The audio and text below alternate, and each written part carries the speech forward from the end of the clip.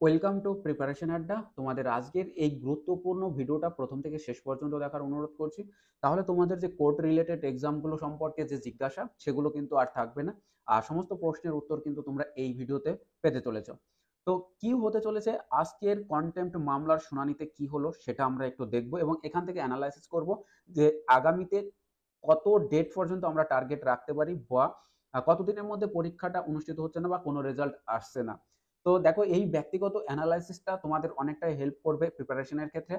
তো আজকে মহামান্য কলকাতা হাইকোর্টের যে কন্টেম্প্ট মামলা ছিল সেই মামলার পরবর্তী শুনানির জন্য তারিখ রাখা হয়েছে 18ই নভেম্বর। 18 নভেম্বর কিন্তু পরবর্তী হিয়ারিং ডেট রয়েছে।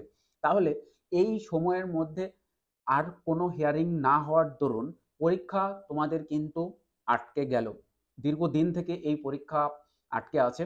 তো এই 18ই নভেম্বর আমরা যদি একটু ক্যালেন্ডারকে ভালোভাবে অ্যানালাইসিস করি তাহলে আমরা দেখতে পাবো নতুন রিক্রুটমেন্ট, রেজাল্ট এবং পেন্ডিং এক্সামগুলো।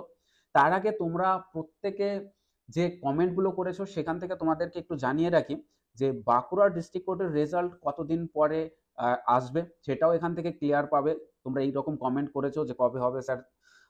আর দ্বিতীয়ত যে সিটি সিভিল কোর্টের যে এলডিএ এক্সাম সেটাই বা কবে হবে, টাইপিং টেস্ট কবে হবে, কলকাতা হাইকোর্টের এলডিএ মেইন কবে হবে, এছাড়া তোমরা বীরভূম কোর্টের গ্রুপ ডি এই সমস্ত কোয়েশ্চেন তো করেছো, তাই সমস্ত কোয়েশ্চেনের উত্তরটা কিন্তু এই ভিডিওতে পেতে চলেছো। দেখো 18ই নভেম্বর যেহেতু পরবর্তী শুনানি, আমরা যদি ডেটটাকে এইখানে মার্ক করি তাহলে দেখো নভেম্বরের 18 তারিখে শুনানি রয়েছে এবং শুনানি হওয়ার পরে 1 মাস টাইম যদি ধরো, ডিসেম্বরের যদি 18 তারিখ ধরো, তাহলে কিন্তু তারপরে ডিসেম্বরের পরে কিন্তু আমরা দেখতে পাচ্ছি যে ডিসেম্বরের লাস্ট উইকে কিন্তু ভ্যাকেশন রয়েছে, উইন্টার ভ্যাকেশন। সেক্ষেত্রে এই নভেম্বরের 18 থেকে ডিসেম্বরের 18 পরীক্ষা হওয়ার সম্ভাবনা তো প্রায় নেই বললেই চলে।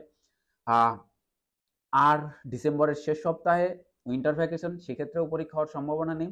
তাহলে এই বছরে কি পরীক্ষা হবে না? একদমই হিসেব কিন্তু তাই বলছে। এবছর কিন্তু পরীক্ষা হওয়ার সম্ভাবনা আর কিন্তু থাকছে না, কারণ ডিসেম্বরের 18 তারিখের মধ্যে 1 মাস, এর মধ্যে মিটে যাওয়ার সম্ভাবনা কতটা সেটাও একটা প্রশ্ন। কেননা এই 18 তারিখের পরে যদি কোনো কারণে দ্বিতীয়বার আরো একটা ডেট পরে, মানে এর পরবর্তীতে আবার যদি কোনো একটা ডেট চলে আসে, সেক্ষেত্রে তো আর কোনো কথাই রইল না। তো যদি নাও আসে, 18 তারিখেও যদি মিটে যায়, তবুও কিন্তু ডিসেম্বরে আর পরীক্ষা হওয়ার সম্ভাবনা থাকলো না, তার সম্ভাবনা কিন্তু খুবই কম। তো আমরা নেই বললেই চলে, এভাবেই ধরে এগোবো। এরপরে আমরা দেখব যে 2025 সাল কিন্তু শেষ হয়ে যাবে, পরীক্ষা হওয়ার সম্ভাবনা কিন্তু ক্ষীণ। জানুয়ারি মাসে যদি ডিসেম্বরে বা নভেম্বরের কোনো একটা তারিখে মীমাংসা হয়ে যায় তবে পরীক্ষা হতে পারে জানুয়ারিতে, কিন্তু তবুও সেটা কিন্তু এখনো পরিষ্কার নয়। তো হিসেব কিন্তু এটাই বলছে যে 2025 সালে তোমাদের কোর্ট রিলেটেড এক্সামগুলো অনুষ্ঠিত হচ্ছে না, হিসেব সেটাই বলছে।